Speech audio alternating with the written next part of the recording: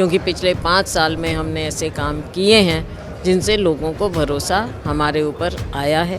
Competition तो BJP समझती है, जबकि कोई कंपटीशन रहा नहीं, हमने काम करके दिखाया है। इसका मतलब यहाँ के नेताओं पर भरोसा नहीं है। कांग्रेस ने 2023 चुनाव के लिए घोषणा पत्र लागू कर दिया है। आप देखिए कि भरोसे का घोषणा पत्र, और रायपुर राजीव भवन में कुमारी शैलजा प्रदेश प्रभारी उन्होंने किया है। मैम, ये आपने 20 बिंदुओं पे किया है। पिछले बार 2018 में 36 बिंदु थे, इस बार 20, क्यों?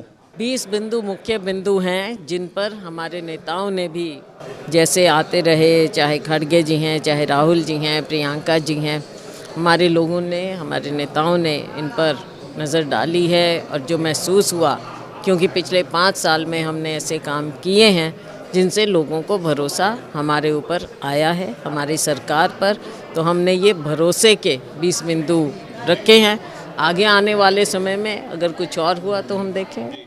मैम, धान और तेंदुपत्ता 2 चीज़ें हैं, बीजेपी के भी घोषणा पत्र में, आपके भी घोषणा पत्र में। आपने 3200 किया और 6000 किया तेंदुपत्ता को, उन्होंने 3100 और 5500। तो क्या कंपटीशन है क्या कुछ आप दोनों में? कंपटीशन तो बीजेपी समझती है, जबकि कोई कंपटीशन रहा नहीं, हमने काम करके दिखाया है। आज वो सिंपली पकड़ने की कोशिश कर रहे हैं। जिन वर्गों के लिए जब इनके पास समय था इन्होंने कुछ किया नहीं, जिनका विश्वास खोया, हमने उनका विश्वास और भरोसा जीता, तो आज इनका केवल प्रयास है, लेकिन लोगों को इन पर विश्वास नहीं है। एक लास्ट सवाल है मैम, उसमें बीजेपी के जो घोषणा पत्र समिति के संयोजक हैं विजय बघेल, वो कह रहे हैं कि मोदी की गारंटी पर छत्तीसगढ़ की जनता को ज़्यादा भरोसा है बजाय आपकी। इसका मतलब यहाँ के नेताओं पर भरोसा नहीं है। 15 साल जिनकी सरकार रहे और यहाँ के नेताओं पर भरोसा ना हो, और माननीय प्रधानमंत्री जी पर किस प्रकार का भरोसा किया जाए? जब उन्होंने कहा 15 लाख रुपया हर की जेब में देंगे, तो क्या उसका भरोसा पूरा हुआ?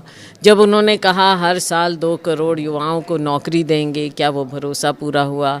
जब उन्होंने कहा कि सारा काला धन हम ख़त्म कर देंगे, क्या वो भरोसा पूरा हुआ?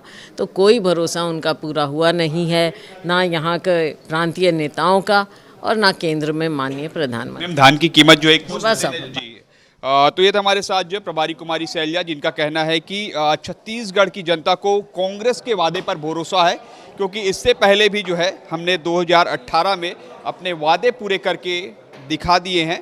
ऐसे में अब देखना होगा आगामी जो 3 दिसंबर को जब रिजल्ट आएंगे, तब पता चलेगा कि आखिर छत्तीसगढ़ की जनता ने किसके घोषणा पत्र और किसके वादे पर विश्वास किया है। कैमरामैन नरेंद्र मार्कंडे के साथ सौरभ सिंह परिहार, IBC 24 रायपुर।